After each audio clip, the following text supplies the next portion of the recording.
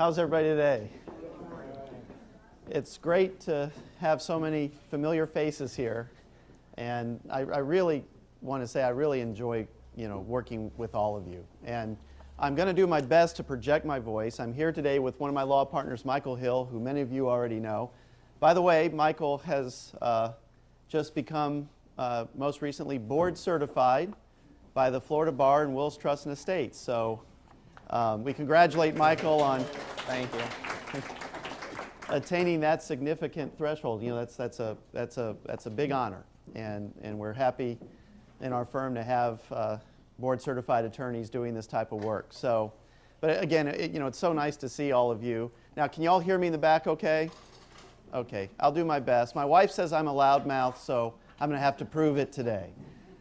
Now, today we all know we're here for this annual maintenance program series. Today is the one that we're going to do. It's what your adult children need to know about your estate plan. We'll be letting you know as we do more of these series. We plan to invite various guest speakers in topics of interest. They may or may not be law related, so watch the mail and watch our newsletters because there'll be more of these in the coming months. But for all of you who are in our maintenance program, you all have already updated all of your documents. You have up-to-date trusts. So the issue is usually, what happens when and how does it happen? And we get these questions all the time, so I thought that this would be a very good workshop to do for our clients. We did the same workshop yesterday for our Fort Myers group. But it really came to a head with me. It came to me to be known that this is a real topic when not too long ago, one of my client's sons called me. And he said, "Craig, we have a problem." And I said, "What's that?"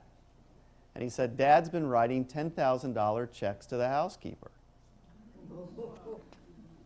And I said, "Well, how did you discover this?" He said, "Well, the son is a middle-aged man who lives in Michigan, and he came down and he visited his father. His mother is deceased, and he visited his father, and on the kitchen table was just a pile of unopened mail. And he started to go through it. There are bills, power bills, and insurance bills, and all sorts of things that had been left unopened. And then he started going through the bank statements. And he discovered that his father had written this check. And he said, "Well, what do we do?" And I said, "Well, you're named as your dad's successor trustee, so let's get going." He goes, "Well, I am? What's that mean?" And he goes, "Well, I thought I'm the power of attorney." I said, "Well, you are that too." He goes, "Well, what do I do with this?" So it dawned on me that many of you might not be having some of these conversations with those that you've named in your documents. So today we're going to do a couple things. The first, these are the three main ideas that we plan to cover. By the way, everybody has a handout what these PowerPoint slides on them, do you? Everybody have that? So you can follow along with me. And if you have questions, I'll take questions. Mike and I will take questions towards the end, at the end. And if you have any other questions you'd like to ask us, we'll just entertain questions for a few minutes, and then we'll be happy to meet privately or to talk to you individually afterwards. But today's three main ideas basically are what roles you expect your adult children to play within your plan that we've created for you. The second thing, of course, is not only what roles that they're named in, that helps, but what your adult children need to know to carry out their duties. And then finally, believe it or not, many of your plans affect what your children can or ought to be considering doing in their own estate plans. So we're going to cover these three main topics today, and hopefully, oh, by the way, as you all know, this is being DVD'd. Now, it takes us a while to edit it and get it all cleaned up. When you have someone as ugly as me on camera, you have to do all sorts of airbrushing and everything to make me look okay. But after we get it all cleaned up, we're going to send you all a copy of the DVD. Also, our clients and friends who cannot make it here today or yesterday are going to get a copy of this. Anybody in the annual maintenance program. So you can share this with your kids if you'd like. Now, the first thing we're going to talk about is that the roles you expect your children to play if you become incapacitated. Like for example, the father in the example that I gave you just a moment ago, who was writing a $10,000 check to the housekeeper, son took him into a neurologist. As it turns out, he's in the early stages of Alzheimer's. So the first thing that that everybody has to know is, what roles are they playing? And these roles are fiduciary in nature. Michael's going to describe what fiduciary means in just a moment. And they're different roles. Much as many of you come from corporate backgrounds, and you realize that you have a president of a corporation, and you have a vice president of a corporation, and a treasurer. Now, sometimes in smaller corporations, that's the same person, isn't it? You can act as your president, you can act as your vice president, you can act as your treasurer. You're going to be doing, many of you have done the same thing. You've named your children as both a legal fiduciary and a healthcare fiduciary and a financial fiduciary. So your children will be playing different roles. And now I'm going to turn it over to Mike to talk about what fiduciary means. Thanks, Greg. Again, my name's Mike Hill. For those of you who don't know me, I'm one of Craig's partners. And although you probably didn't know it, I probably most likely worked on some of your documents when they were being created, originally drafted. So can everybody hear me in the back all right, if I talk at this level? All right, perfect. So what exactly is a fiduciary? Well, a fiduciary is a person. It's someone that you name in your documents, and they are given either property or some type of power, and they're entrusted to use that power or that property for the benefit of someone else.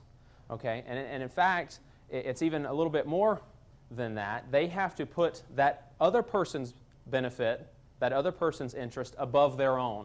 So you'll probably hear us talk about fiduciary duty, breach of fiduciary duty, those types of concepts. If I'm a fiduciary, I have to put the beneficiary's interest above that of my own. And if I don't, if I self-deal or if I do something wrong, Craig's going to talk a little bit about liability in a minute. But I can breach that duty, and I can be held accountable for that. It is based upon trust, based on confidence, based on good faith. So we need to really be careful at who we name as fiduciaries in our documents. Are they going to do the right thing? Is it all three of the kids? Is it just one of the kids? Who's going to be responsible in that role? The next issue is who is the duty owed to? We talk a lot about this duty. Who do they owe that duty to? Well, during your lifetime, for most of you, that duty is owed to you. Now, that's usually not a problem while you're alive, while you're competent, because you're your own trustee for the most part. So, obviously, you're going to look out for yourself and for that of your spouse. And that's not typically the problem. The problem is once you become incapacitated and a child or a professional trustee, somebody other than you or the spouse, take over in managing your affairs for you.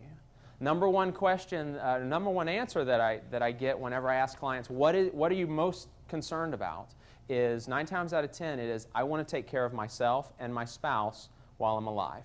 And then after I pass away, that's when we leave the assets to the beneficiaries. So I want to use all my money for me. If I need to exhaust it for in-home nursing care during an incapacity or for whatever of these reasons, the duty is owed to you. And the important one is during incapacity. We also have different types of fiduciaries. A couple examples would be your trustee, your successor trustee, your executor or your personal representative under your will. Another one is a durable power of attorney, your attorney in fact under that document. And a fourth common one is a guardian. So if you do finally become incapacitated and there's a guardianship, the guardian is a fiduciary for the ward. So in the legal documents, your legal documents should, and for most of you do, address this incapacity issue. First off, we need to determine when you're incapacitated. So for most of everybody here, I think we've got a couple stragglers that don't have what we call a disability panel. I'll get to that in just a minute. But determining incapacity. Generally speaking, the language in our trust reads something along like this. I shall be considered incapacitated during any time that because of age or illness or mental disorder or prescription medication or some cause, I am unable to effectively manage my affairs. That's the key. I cannot manage my affairs because of one of these reasons. The next issue is who decides that for me? Because I'm usually, like in Craig's example, I'm usually the last one to know. It takes somebody else to see that. I'm beginning to be forgetful, or maybe I'm cutting bad checks. And so in our documents, we always include a disability panel. And a disability panel is a committee, so to speak, of people that you know, that you trust, to make that decision for you. We don't want to rely on the guardianship court. Part of the reason we're doing this planning is to stay out of court. So we don't want to have you dragged and testify, and have the doctors testify.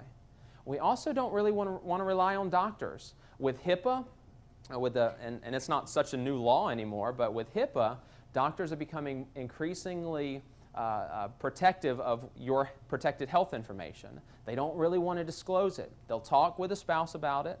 They'll talk with the kids. But when I give them an affidavit and say, here, doctor, please sign this stating that my client, that your patient, shouldn't be managing their own affairs anymore, a lot of times they pull back and they're not really willing to sign that type of document. So because of HIPAA, they're concerned about being sued by you, malpractice, any of those issues. So the most effective mechanism to determine your incapacity that we've found is your disability panel. And that's usually going to be your spouse first. So your spouse can say, okay, it's time, let's remove you, let's appoint the next in line, usually herself. Sometimes it's the kids. And then if the spouse can't act, usually it's a committee of the kids. It could be a majority vote of three out of the 4 kids, or it could be unanimous. We might want unanimity among the kids or family members or whoever we name.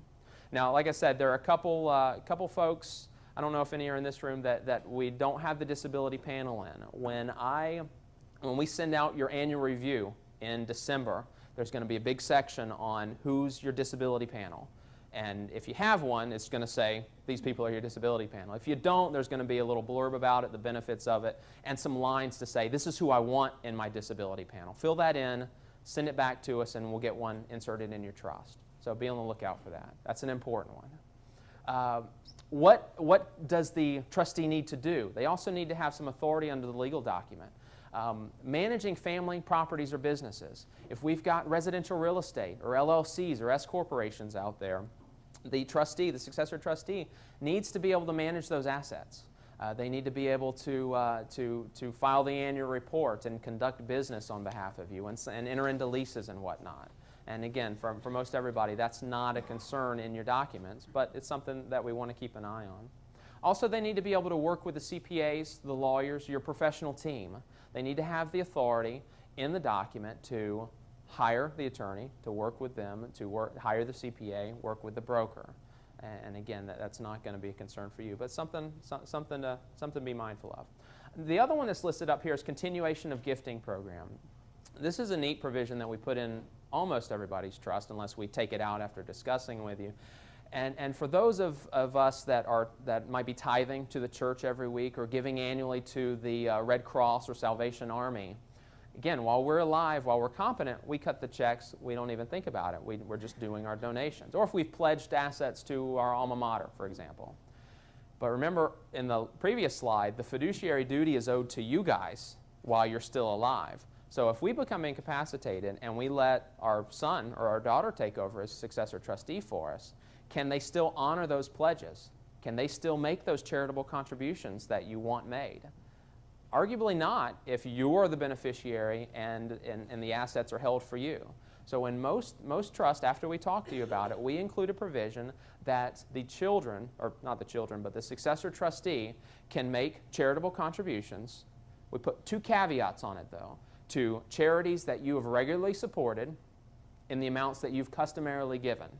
Okay, so if you have your favorite charity and every year you send them money, your children or your successor trustee can continue doing that for you. They can't go and pick out their own charity. They can't dwindle your whole estate down by giving all your money. So 2 caveats: charities that you've regularly supported, amounts you've customarily given. And I like that provision as a flexibility. Income tax planning for the successor trustee after you are unable. Alluded to this a little bit earlier ago. As far as the different roles, the different financial roles for incapacity, the big one that we include in your trust is a separate disability trustee. Most of the trusts that I review just say, if I pass away, if I become incapacitated, this person is the trustee. What that is a little bit short-sighted on is we don't consider, well, maybe I want one trustee if I'm incapacitated to manage my business or to take care of me while I'm alive, and then maybe a separate trustee to look out for the beneficiaries, look out for the creditors, and pay the bills after I die. So we actually separate it out in our documents, and everybody has one of those. We've got a separate disability trustee. Now, the disability trustee is going to manage trust assets, and that's a key. So if you've gone through our funding process and we've got all your assets transferred to your trust, your disability trustee is going to manage those assets. We always back that up with a durable power of attorney, and that's another role during your incapacity. Your attorney-in-fact that you name under your power of attorney is going to manage your non-trust assets.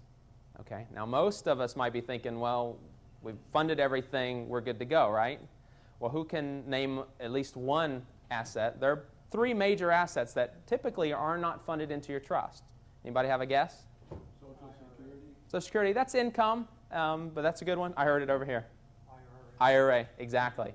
IRA 401k, life insurance typically, unless we're doing a life insurance trust, is another one. Homestead sometimes we keep out of the trust. So those are three major assets that are not funded into your trust. Now, they might name a trust as a beneficiary, but that's after you pass away. So the issue here is your durable power of attorney needs to address most people's IRAs. Can they take out the minimum required distribution? They better be able to, or else if it doesn't come out, we've got a whole bunch of penalties, 50% penalty on not taking out our minimum distribution. Can they change the beneficiaries of the IRA? That's a big one. Do you really want your attorney-in-fact, maybe a child, changing who the beneficiary is? So that's something that we need to consider and talk about. And then life insurance, again, can we change the beneficiary? You know, those types of things. So power of attorney, very important document because we still are never going to actually fund all of your assets into your trust. Oh, one more note on that. Disability panel. We still get some confusion on disability panel. They are not technically a fiduciary. Their sole job is to decide when you're incapacitated. They're not managing your money for you. They're not your disability trustee. Their sole job is to say, Mom, Dad, relative, whoever it is, you are incapacitated now. You meet that definition, and it's time for your disability trustee to take over. So sometimes what we do, probably for most folks, we've got a clear succession of the kids. Maybe child A is my next in line, child B is my next, child C is my next. But then maybe on the disability panel, we say all three of the kids have to say I'm incapacitated, and then the oldest, or then the number one will take over. So very different roles. Disability panel says when you're incapacitated, disability trustee manages your money once that occurs. Healthcare, also very important. What's going to happen to you physically, not just the assets? And this is usually number 2 issue whenever we talk about goals. Who's going to make my healthcare decisions if I cannot? And so we really have three main documents for the healthcare. The first is the healthcare surrogate. And that's the document where we say if something happens and I go down and I'm rushed to the hospital, doctors are going to need to talk to somebody, get permission to give me blood transfusion or surgery or some type of treatment. That's your healthcare surrogate. They will step in and they will consent to those procedures. The second one is the living will. And this is very different. This is the end of life. This is the Terri Schiavo document. This is the document that says, if I meet this condition, if I'm in a persistent vegetative state, or in an end-stage condition, or a terminal condition, I want the food and water tubes removed, I want the breathing machine turned off, or I want them to stay on. I want the breathing machine to stay on. I had a client once say, you know what, Mike, I don't want a living will. I want to be kept alive no matter what. Okay, that's fine. But what I told her and what she didn't understand was she really needed a living will saying, I do want these things to stay on. So on our living will, you all have gone through it. You check the box, yep, I want the food and water tubes, or no, I don't want them. Yes, I want breathing machine, no, I don't want breathing machine. So what she really wanted is she wanted a living will that said, yes, I do want all these things. So that's an important document. And that way, your kids, or whoever you name, can make your decisions for you. They're not making, and that's what happened in Terri Schiavo. She didn't have a living will. If she had one, we would probably never even know who she was. But she didn't have one, so she had husband saying she wanted one thing, family saying she wanted another, and it was a whole ordeal, and we all know that story. A third one that's pretty handy, although it's technically not a fiduciary either, it's a HIPAA authorization. And what we typically recommend on the healthcare surrogates and on the living will is, instead of, I've got 3 kids, I want any one of them to make my decision. That can sometimes present a problem for the doctors because they don't really know who to talk to. They can talk to anybody, but what if they disagree, and we've got a whole host of issues. So a lot of times I would recommend putting a clear order in the healthcare decision. That way the doctor knows to go to this child first, and then this one, and then this one. But the problem with that is, what about that third one? Do they have access to the doctor? Can they talk to the doctor? And what we do there is we do a HIPAA authorization. And what that is that's a release so that the doctors can disclose your health information to anybody that's named on the HIPAA authorization. It could be all of the kids. So let's say you had 4 kids, and you named child A, B, C, and D in that order to make your decision, but you wanted to make sure that D could talk to the doctors. Well, we'd list them all on the HIPAA. This actually happened to my father-in-law last spring, I guess it was. He became very sick, went in the hospital for actually a couple months. And Jamie's brother, my wife's brother, was the healthcare surrogate, but he didn't have a HIPAA authorization. So what happened, if you ever played the game of telephone, what would happen is the doctor would tell one thing to the nurse would tell the next thing to Jamie's brother, the healthcare surrogate, then Jamie's brother would tell the mom, then it'd finally get to Jamie. By that time, it was a very different story. Long story short, he got a little bit better, was able to do the HIPAA authorization. Jamie was able to talk directly to the doctors, directly to the nurses. And so she wasn't making the decisions for him. That was still Gabe, the older brother. But at least she was able to, and plus he was in Jacksonville and we were down here, so it was a little bit of a mess. But we got the HIPAA authorization. She was able to communicate directly to the doctors. So that's an important one. All right. So let's summarize in incapacity what Mike just went through. If you haven't yet told your children that they're a trustee, or that they have your power of attorney, or that they're named as your healthcare surrogate, time to maybe talk to them about it. All of you should have received your documents on disk, right? Everybody got a CD-ROM of your documents. I don't know if any of you, some of you might not have computers. If you don't, and if you want us to send a disk of your documents to your kids, we can do that. But that's probably a good idea. Get your kids your documents. Now, some people don't want to share all of the documents, in which case, remember in your binder you have a sheet that says who's named in what role. Do you all remember seeing that? You could just photocopy that if that's all you want to give to your children. My suggestion is the more news or the more information that you can share with your children, the better, especially when they're named in these roles. So now let's shift focus. We talked up till now about your incapacity. What happens when you die? Who plays what role? Well, we have several roles. We have the personal representative under the will. That's the executor. Up north they call it executor. Down here they call it personal representative. We have your trustee under the revocable living trust. Now typically in most of your documents, the person you've named as the disability trustee may also be the person you've named as the death trustee, but it's the same, it's a different role because now that they're going to be doing different things. For those of you who have family partnerships or other irrevocable trusts or LLCs or S corporations, you may have a different manager for those roles. The biggest difference between the fiduciary roles that your children will play during your lifetime as opposed to the fiduciary roles that your children are going to play at your death is that their fiduciary obligation changes. Who's it changed to? Instead of owing the fiduciary duty to you, do what you would have wanted. Remember when Mike was talking about the gifting? If you would have wanted to make that $250 bequest to the University of Florida Fighting Gators, then they would do that for you. If you wouldn't have wanted to do that, then they wouldn't do that for you. So remember, while you're incapacitated, their obligation is to you to do what you would have wanted. But at your death, it's no longer you, because obviously you're not around.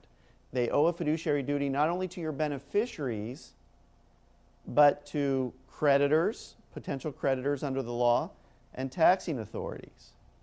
So what do we mean by this? Well, a lot of people are under the misconception that when they die, because they have a revocable trust, their children should just divide out the trust and distribute it. That's actually not what should happen.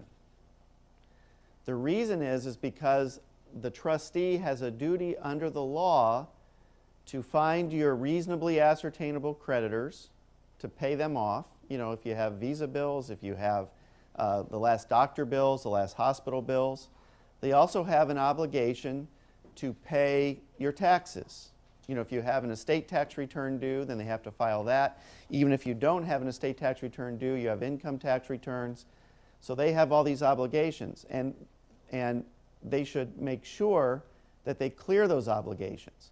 Under Florida law, if you don't open up a probate estate to clear the creditors, and you know, many of you won't have to because you don't have any assets in your estate, they're all in your trust. But if you don't do that, you have a 2-year window. The trustee is liable for 2 years to pay any reasonably ascertainable creditors, any known creditors. If the trustee then makes distribution, let's say in my instance, I have 3 daughters. Let's say on the death of the survivor of my wife and I have Gabby, Courtney, and Madison.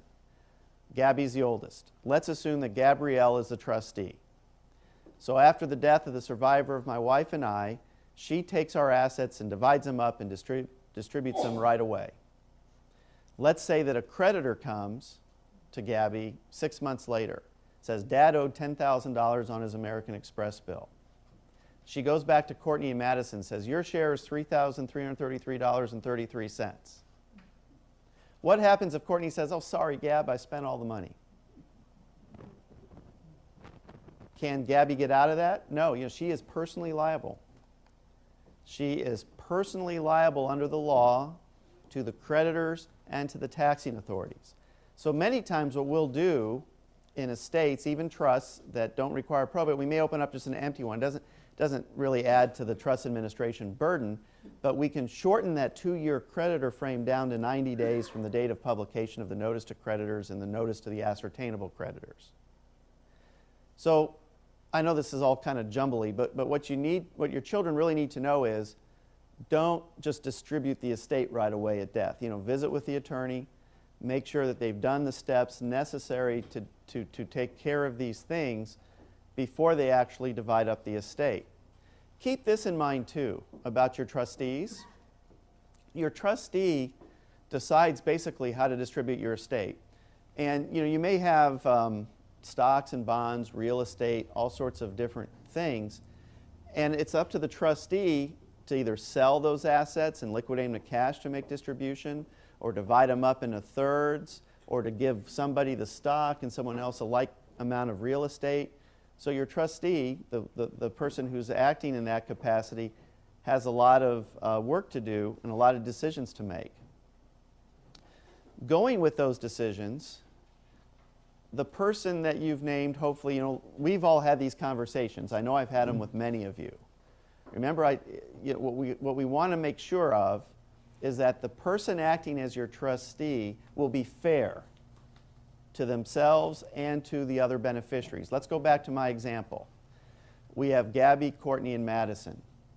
Let's say Gabby says, well, I'm going to take the house. I'm going to give Courtney and Madison a similar value in mom and dad's stocks and bonds. Can she do that?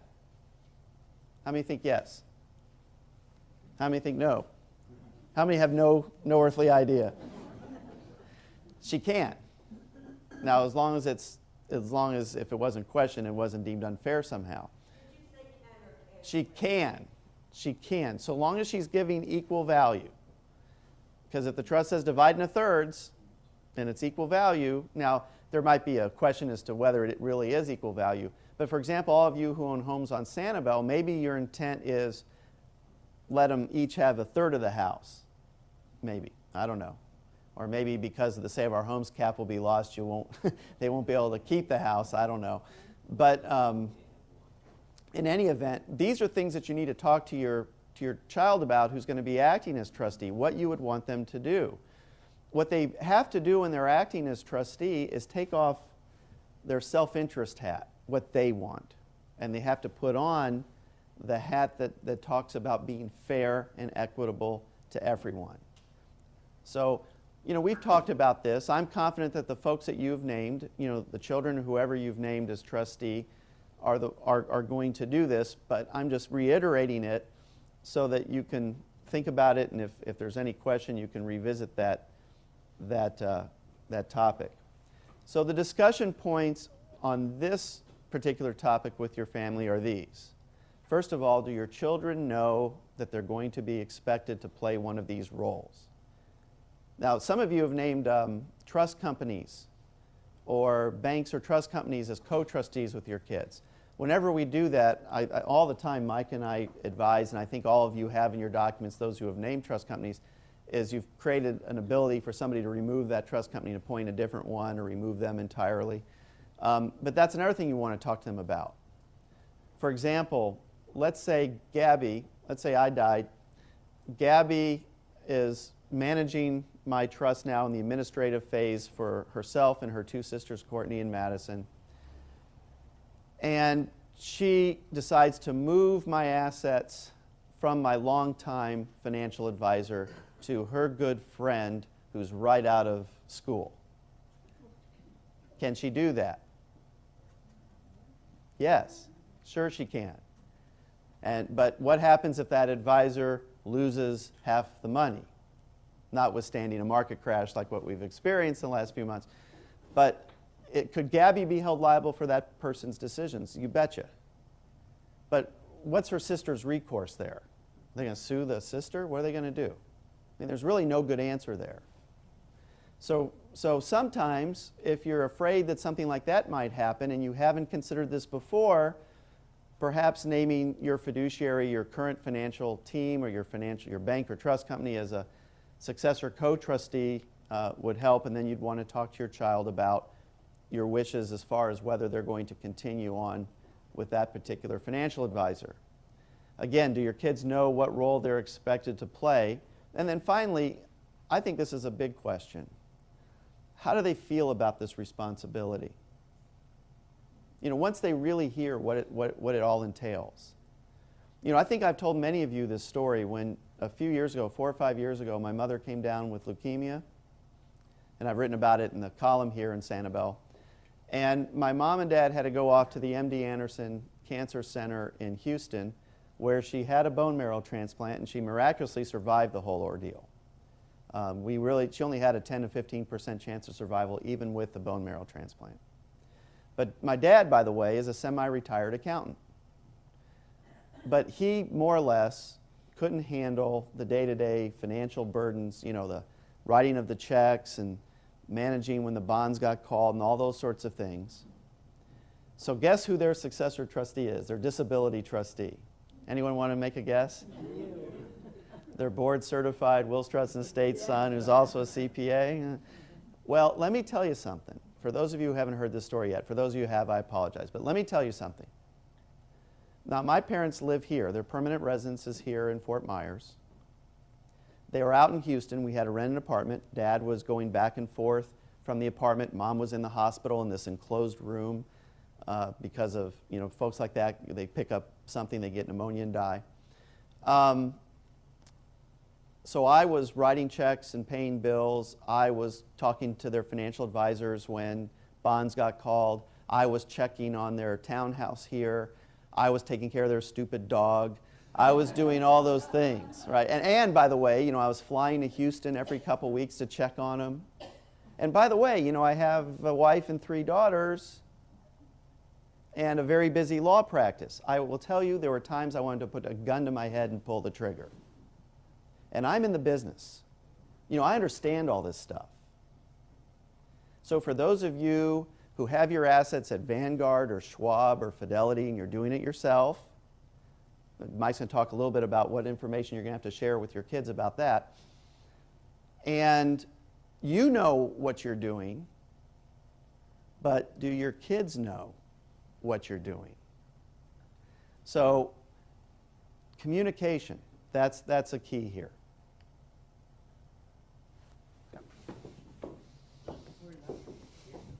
Yeah, and just to piggyback on what Craig was saying, communication, especially on the living will and the healthcare surrogate. Not, the finances, those are very important as well, but what are your wishes as far as the living will and the end of life? A lot of times those are really, really difficult on the children. So talk to them about it and let them know. Make sure they understand. So far we've been talking about what roles are there. What are the different roles if you become incapacitated or ultimately when you pass away? And the next topic is, what do your kids need to know in order to carry out those duties? What do they need to know to do their job? First and foremost, they need to know what the documents say. They need to be familiar with what your estate planning, your will, or your trust says. They need to know also, all these duties and roles and responsibilities that they're charged with carrying out. They also need to know about your assets. What types of assets do we have? Copies of deeds, bank financial statements. They're going to basically need to come in and take a look at your balance sheet and see exactly what situation you're in. And if your filing system's anything like mine, it's just a nightmare. I've got boxes and boxes of just stuff. And I'm going to get to it one of these days and sort it all out. But use everybody should have a binder. And in the binder, there are nice little tabs that we really don't fill out for you. We do the trust and the organizer, but there's a lot of financial information and burial instructions. I can't remember what all the tabs are, but take a look at the binder, and that's where you can use that as a resource, a one place that you can group all of the deeds and financial statements and everything, so that when it's time for them to take over, all they need is the binder. They don't have to go through the drawers and figure out everything. Something that goes along with that, and Craig alluded to it, is if we've got Vanguard or E-Trade or, with the internet, we can do pretty much everything by ourselves, and that works for a lot of folks. But usernames and passwords, those are a big one. And so do the kids or the spouse, they don't need to know what your username and password are now, but they need to know where to find it. And so I'd encourage you to take a look at your binder and maybe put that in your binder somewhere. Insurance policies, tax returns, safe deposit box. This is a real problem a lot of times. If we have a safe deposit box, if we don't have a key, we've got to drill the safe deposit box open. That's not that big of a deal. But if this is the one that's a nightmare for Craig and me. Once you pass away, if nobody else can enter that safe deposit box, if we don't have a child or somebody that can sign off on it and enter the safe deposit box, we've got to go to court and get a court order. We've got to go to the probate court, tell them that, hey, we think we have a safe deposit box here. Give us a court order. We go with the bank representative. I go, Craig goes, the attorney for the personal representative goes, the personal representative goes, and a bank representative. We all three huddle into the little safe deposit box room, and we all pull it out. And the thing is, we don't take anything. We inventory it. We take the inventory to the court, and then it sits there until we go through some more procedures. So major hassle that can be avoided by having a key available and having somebody that you know and somebody that you trust that can enter that safe deposit box for you after you have passed away. So safe deposit box, that's a real pain.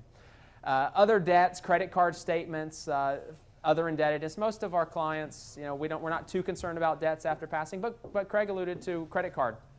Most of us do purchases on credit card, so there will most likely be some type of debt obligation out there when you pass away, and so we need to know what the account numbers are and who to contact and all of the documents.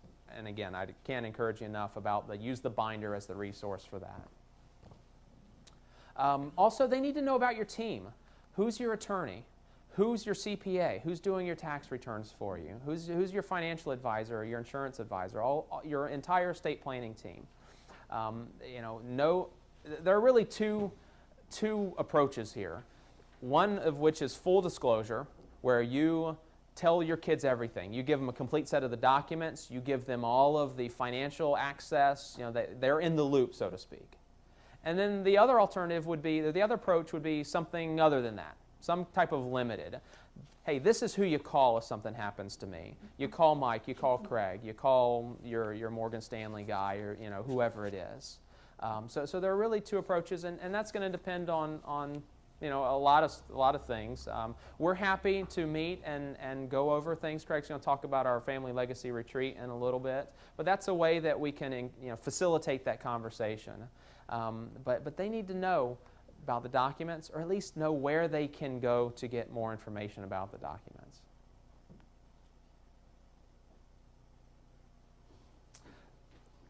The main issue here, letting them know who to contact, is we really want to avoid transitions in a time of crisis. One of the worst things is when you do pass away or when you do become incapacitated and the kids are just like, I don't even know where to start. Craig, you go into the house and we've got all the stacks of papers. We don't even know where to start. So by having this conversation beforehand, by letting them know who to contact beforehand, you can really avoid transition in that time of crisis when they should be worrying about you and they should be grieving and doing those other things, rather than worrying about, do I have any bills I need to pay, or do I need to make a trade? Where's all this information? And build your support network now, again, for people that are doing it on their own and very successful at doing it on their own. What happens when you cannot?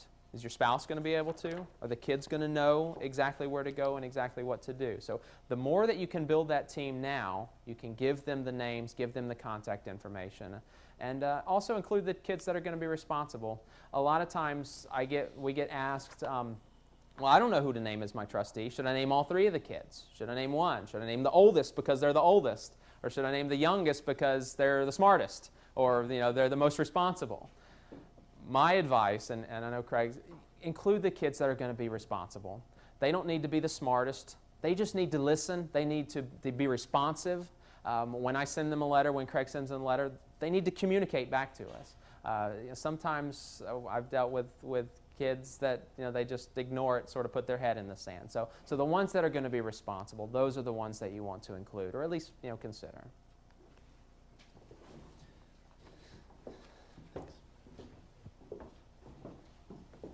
Okay, so share your expectations, and we've already talked about introducing your children to your advisors, discussing the duties and responsibilities that will be imposed, and if you haven't already built a complete support network, build your support network. So that's the important points to bring out from this phase of the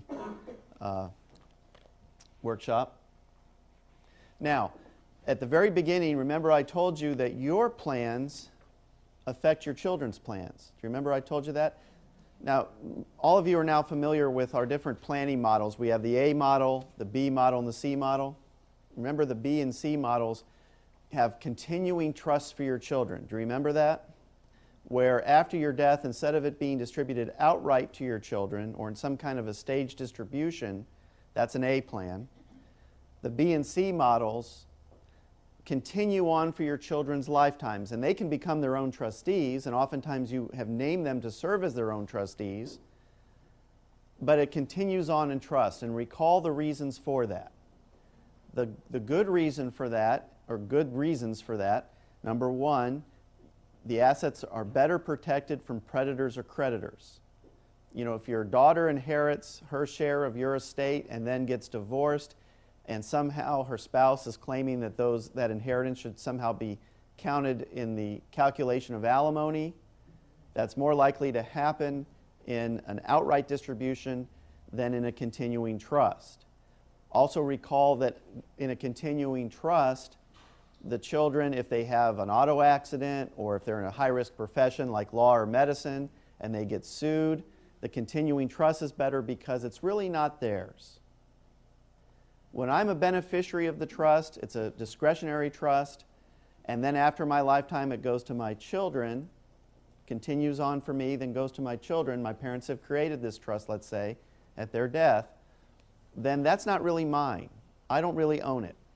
I may be the trustee of it, I may be the beneficiary of it, but it's not mine for purposes of determining what my assets are and therefore whom I might be liable to.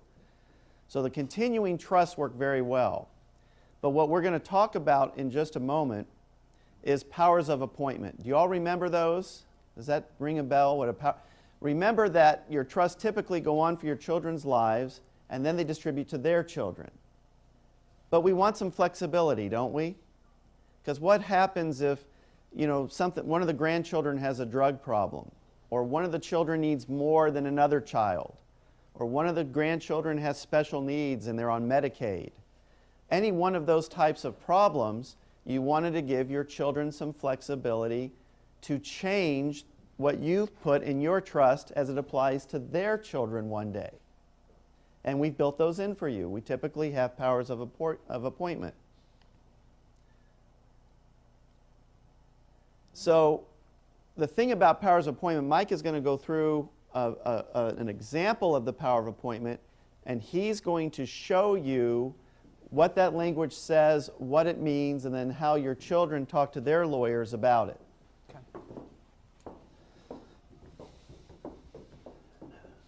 And again, Craig hit the nail right on the head. It is really about flexibility.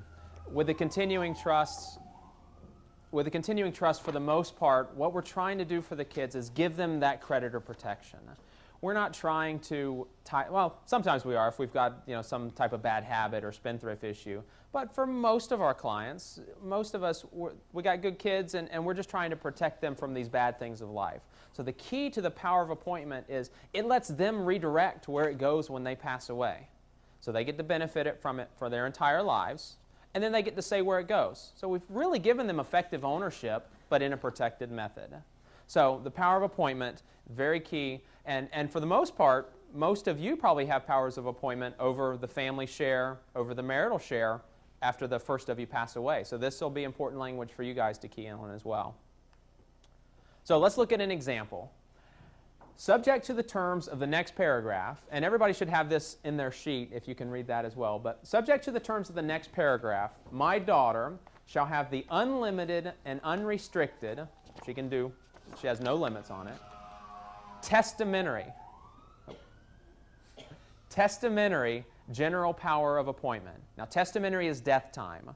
So that means at her death, she can say where it goes. She has this power. General power to appoint all or any portion of the principal and undistributed income remaining in her trust at her death. So she can say where the balance of her trust goes among my descendants, their spouses, and charities. We'll come back to that in a minute. Descendants, their spouses, and charities qualified under Section 2055 of the Internal Revenue Code, and the creditors of her estate. I'll talk about that in a minute too. My daughter shall have the sole and exclusive right to exercise this general power of appointment. Now, a couple of things I want you to see here. Again, testamentary. At her death, she can say where her trust goes. When we use the terms general power, creditors of her estate, and then general power again, we're doing some estate tax planning for them. Okay? Most of us may or may not be familiar with our generation skipping transfer tax exemption. For those of you that don't know, we've got a $2 million credit of assets that we can leave to our kids that are not just protected from creditors, not just protected from malpractice, but also protected from future estate taxes. Okay, so when the kids die, whatever their inheritance has grown to over their life, it can pass estate tax-free down to the grandkids. So by using general power, creditors of her estate, and then general power again, actually what we're doing is we're saying those assets will be included in the child's estate when the child dies. Okay, and then the second paragraph. My daughter may not exercise this power of appointment to appoint to herself, her estate, her creditors, or the creditors of her estate from the limited share of her trust. This is getting a little bit technical, but basically what we do is upon your passing, we take a look at your GST exemption and we allocate as much to it as we can to these particular trusts for the kids. Some of it will be in a limited share that will still have the creditor protection, but will also have the estate tax protection. Some of it might also be in the non-limited share, which would be the first paragraph, and that would still have the creditor protection, but would be included in their estate. Okay, so we help the kids walk through all of that analysis. But basically, we have $2 million that we can divide among the kids' limited share. So in this example, we left $2 million in trust for the daughter. It's going to grow. My daughter's 1.5 years old, so it's got 80 years potentially of growing. I don't have $2 million to leave to her, of course, but if you left $2 million to a grandchild even, or to your child, it can grow over their entire lifetime and never be taxed again. So again, in my example, you leave $2 million in trust for a 1.5-year-old, it could quadruple, it could go 10 times over her lifetime through the growth. You say my daughter. What if there's a disability Yeah. involved? Yeah, good issue. And I'll come back to that one in just a minute. The question was, what if there's a disability? I'll talk about that in a minute. But again, the key here is we leave it in a limited share. We give them a power of appointment. It can grow and grow, never be included in their estates again, at least the limited share. Now, what we've done here is, again, by including descendants, spouses, and charities, if I do have that situation where my daughter's okay, but my granddaughter has special needs after I passed away, well, my daughter, that's one of your descendants. So your daughter can appoint to any of your descendants, which would be herself, her kids, her siblings, her nieces and nephews, so anybody of your descendants. So she cannot appoint to her neighbor or her best friend. Also, in this sample language, we include their spouses. This is the number one issue that we typically take out for some clients. Maybe we don't want our child to be able to appoint to their spouse because the spouse might be younger, might get remarried, might have kids of our assets might end up in somebody else, in somebody else's bloodline. And so sometimes we take out spouses. Sometimes in lieu of taking out spouses, we say, okay, if you appoint to a spouse, you can only do it in this type of trust. It's got to be held in trust for the spouse's benefit. She doesn't have any rights. She just gets an income stream. So there's some planning there that we can do to still provide for our children's spouses, but not really give them the money. They get the benefit from it, but they don't ever get it outright. What happens if they don't exercise their power of appointment? We always have a backup default language. And so what this says is, insofar as any part of my daughter's trust shall not be effectively appointed, my trustee shall distribute the remaining unappointed balance per stirpes, that's magic legal language, in trust to my daughter's descendants. So what that says is if she doesn't exercise her power of appointment, it will pass automatically to her kids. She's got 3 kids. Her share is going to be divided 3 ways among her 3 kids. What per stirpes means is if one of her kids also predeceases, that child's share is going to pass down to that child's children as well. So it sort of keeps going down the bloodline. We can do all of that in 2 little words, per stirpes. So if she has no living descendants, that's another possibility. It would go back to, my trustee shall distribute the balance of the trust property per stirpes in trust to my descendants. So it goes back to your descendants. So leave it. Daughter leaves it to her kids. She doesn't have any kids. It goes back to her siblings. And most importantly, my trustee shall administer any trust under the same terms as my daughter's trust. So what we're doing there is we're saying, okay, it's going to continue. It's going to be divided among all of these beneficiaries, but it's going to be held exactly the same way as my daughter. So we still get the continuing benefits on into perpetuity as long as the trust can be around.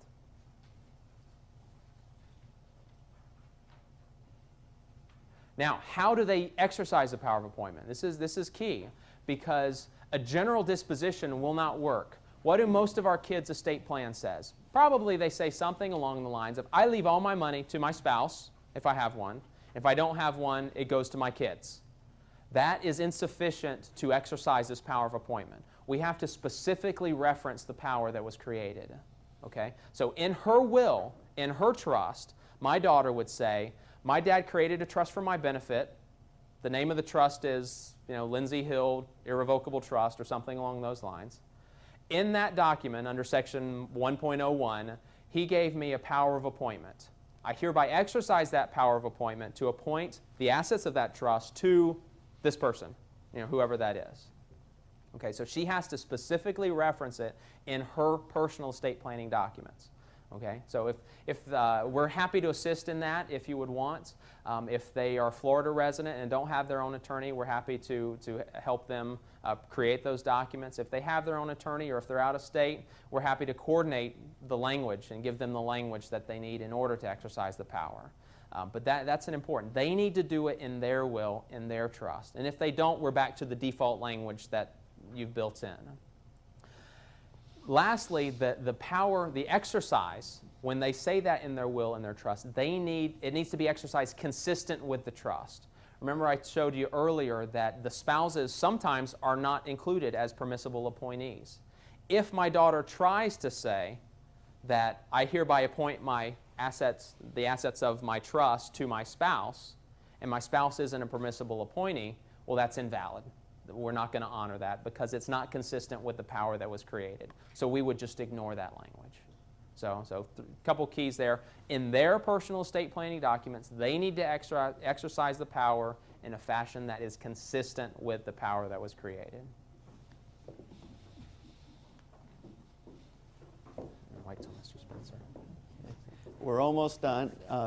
Evelyn, do you want to just wait until we're done, or do you have a question specific to that right now? Oh, go ahead. Why don't you ask your question? I just wanted to know whether the repeal of the death tax would have any bearing on this at all. Yeah, the question is whether the repeal of the death tax would have any bearing on this. Well, a lot of people say to me, Craig, aren't you worried that the death tax will be repealed one day and they're going to run you out of business? And my response is no. It's almost like, can you imagine playing basketball with no rules? You can double dribble, you can go out of bounds, you can do anything you want. If they ever repealed the death tax, guys like me are going to be super happy because we do all sorts of stuff for you and protect assets and protect it for the kids. But yeah, if the estate tax is repealed, that's good news because all of your share would be that limited share, which means that it's estate tax free going down the generations. So what we want to say here is when we have the children's planning summary, when you share this information with them and they're visiting with their attorneys, make sure that they know what your documents say, what's permissible and what's not. And with your direction, of course, everything we do with you is confidential.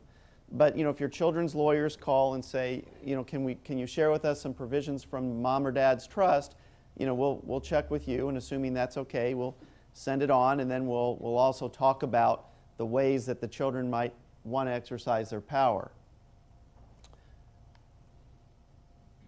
Now today, everything that we've done is really general because each of your plans is very specific to you, to the types of assets that you own, to the types of beneficiaries that you have, to your family. Some clients want to go a step further, and for those clients we offer the Family Legacy Retreat.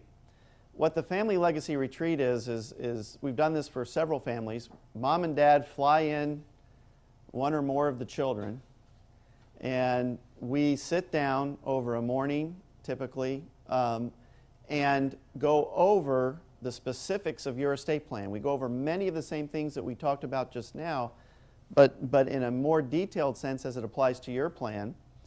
And we review what roles the children are expected to play, when they have to call whom, and all those sorts of things. That avoids the transition in time of crisis, which we've talked about now a couple times, which I alluded to when I had my parents, when my mom went off and had her problems. And like me, I was very, very willing to help my parents. I wanted to help as much as I can. And I'm sure your kids will too. But the more information you can give them, the better. Just like my father, when I said that I wanted to put a gun in my head, I mean there were times when I just was working in the dark. And even someone who's a professional in the area found it overwhelming with all my other responsibilities in life. And my question to you is, if one of your, let's say you have a son, Bill, who's a college professor in Topeka, how in the world is he going to know how to do all these things? So communication is the key.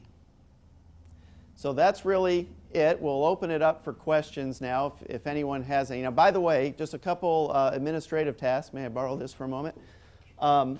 We have these yellow response forms, evaluation forms. I'd really appreciate if you don't mind filling this out. We'll give you, each family gets a little gift on their way out with it. It's a DVD that Mike and I created called The 12 Most Common Estate Planning Myths and Mistakes. Because we hear the same things over and over and over again in our practice. Well, one of them, for example, is I have a power of attorney. That's going to help me avoid probate, right? No. So we compiled a list of the 12 most common estate planning myths and mistakes. We did a little DVD on it. Takes about 10 minutes to watch. Also, I know many of you have sent me comments, and I appreciate reading my column in the Sanibel Island Sun. Email me if you have any suggestions, or because I'm always looking for material to write about. Check out our website, www.sbshlaw.com. I post a blog there that's the column. And we're also going to have more and more video clips of learning items, so check those out if you can. All right, well, we'll stick around for any additional questions. Thank you all for coming. Watch for your annual reports, and watch for more newsletters and other such things. Thank you.